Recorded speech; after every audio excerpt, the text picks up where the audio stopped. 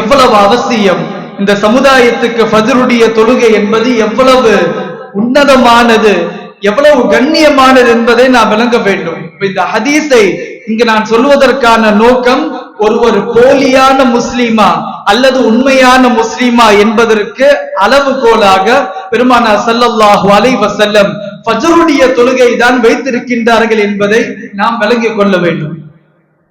சகோதரர்களே, உமர் ரலியல்லாஹு அன்ஹு அவங்களுடைய மகனார் இப்னே உமர் என்று சொல்லுவார்கள். இப்னே உமர் ரலியல்லாஹு அன்ஹு அவங்க சொல்றாங்க, எங்களுடைய காலத்தில் ஒருவர் ஃபஜருக்கு வரவில்லை என்றால், ஃபஜருடைய தொழுகைக்கு ஒரு ஆள் வரல அப்படின்னா அவருடைய விஷயத்தில் நாங்கள் எப்பொழுதும் தப்பான எண்ணம் தான் கொள்ளுவோம்.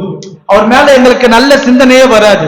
ஒரு ஆள் ஃபஜர் தொழுகைக்கு வராமல் இருக்கின்றார், தொடர்ந்து வராமல் இருக்கின்றார், நடுவுல சில சமயம் விட்டுடுறோம், உடம்பு சரியில்லை அல்லது அசந்து தூங்கிட்டோம், இது தவறு கிடையாது. அப்படி சில நேரங்கள்ல அசதி ஏற்பட வேண்டும் சகோதரர்களே. டெய்லியும் சரியா இருக்கிறார் அப்படின்னா அவருக்கும் மனிதனுக்கும் மலக்குக்கும் வித்தியாசம் இல்லாமல் போகிவிடும். சில நேரங்கள்ல ஃபஜரை விட்டுட்டாரு, சில நேரங்கள்ல கல்லாவா தொழுதுட்டாரு, எப்பொழுதும் செய்யக்கூடாது, சில நேரங்கள்ல நடந்துருச்சு அது மாதிரி. ஆனால் இந்த இடத்துல உமர் ரலியல்லாஹுடைய மகனார் இப்னே உமர் ரலியல்லாஹு அவர்கள் சொல்லுகின்றார்கள், ஒருவர் தொடர்ந்து ஃபஜ்ருடைய தொழுகைக்கு வரவில்லை என்றால் அவருடைய விஷயத்தில் நாங்கள் எப்பொழுதும் நல்லெண்ணம் கொள்ள மாட்டோம். இவர் நல்லவரு வல்லவரு என்ற சிந்தனை எங்களுக்கு எப்பொழுதும் ஏற்படாது. யார் சொல்றது? இப்னே உமர் ரலியல்லாஹு அன்ஹு அவங்களுடைய மகனார் சொல்லுகின்றார்.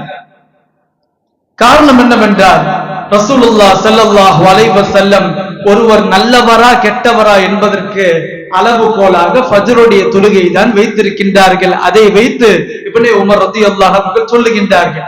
சகோதரர்களே, நமக்கெல்லாம் தெரியும், குர்ஆனும் ஹதீஸும் ஒரு முஸ்லிமின் மீது அல்லது ஒரு பொது மனிதராக இருக்கட்டும், மற்ற சமய மனிதராக இருக்கட்டும், எந்த ஒரு மனிதர் மீதும் தவறான எண்ணம் கொள்ளக்கூடாதுன்னு ரசூலுல்லாஹ் சொல்லியிருக்காங்க, குர்ஆனும் சொல்லி இருக்கின்றது. இருந்தாலும் ஃபஜ்ருடைய விஷயத்தில் அவர் மீது நாங்கள் நல்லெண்ணம் கொள்ள மாட்டோம் என இப்னே உமர் ரலியல்லாஹு அன்ஹு அவர்கள் சொல்லுகின்றார்கள். சங்கையான முஃமின்களே, அவர் பள்ளிவாசலுடைய நிர்வாகியாக இருந்தாலும் சரி, அவர் பள்ளிவாசலுடைய நிர்வாகியாக இருந்தாலும் சரி, குர்ஆன் சொல்லக்கூடிய வார்த்தை, இன்னமா யஅமுரு மசாஜித் அல்லாஹ் மன் ஆமன பில்லாஹி வல் யௌமில் ஆகிர் வ அகாமஸ் ஸலாத். ஒரு பள்ளிவாசலுடைய பொறுப்பாளியாக யாரை நியமிக்க வேண்டும்? குர்ஆன் சொல்லுகின்றது, மசாஜித் அல்லாஹி மன் ஆமன பில்லாஹ், அவர் உண்மையான முஸ்லிமாக இருக்க வேண்டும், போலி முஸ்லிமாக இருக்கக்கூடாது. போலி முஸ்லிம் வெளியில தன்னை முஸ்லிமாக காட்டிக் கொள்கின்றார், உள்ள முனாஃபிக்கின்களாக இருக்கின்றார். அவரை நாம் ஒரு பள்ளியுடைய நிர்வாகியாக தேர்வு செய்ய முடியாது. வல் யௌமில் ஆகிர், ஆகிரத்துடைய சிந்தனை அவருக்கு இருக்க வேண்டும், பயம் இருக்க வேண்டும். வ அகாமஸ் ஸலாத், அல்லாஹ் மூன்றாவதாக வைக்கக்கூடிய நிபந்தனை அதுதான், அவர் தொழுகையாளியாக இருக்க வேண்டும். குறிப்பாக சில மார்க்க அறிஞர்கள் எழுதுகின்றார்கள், ஃபஜ்ருடைய தொழுகையாளியாக அவர் இருக்க வேண்டும். ஒரு ஃபஜ்ருடைய தொழுகையாளி அவர் பள்ளிவாசலை கெட்டியவராக இருக்கட்டும், அவர் பள்ளிவாசலுக்கு இடம் கொடுத்தவராக இருந்தாலும் சரி, அவருடைய செலவுல பள்ளிவாசலை கெட்டி இருந்தாலும் சரி.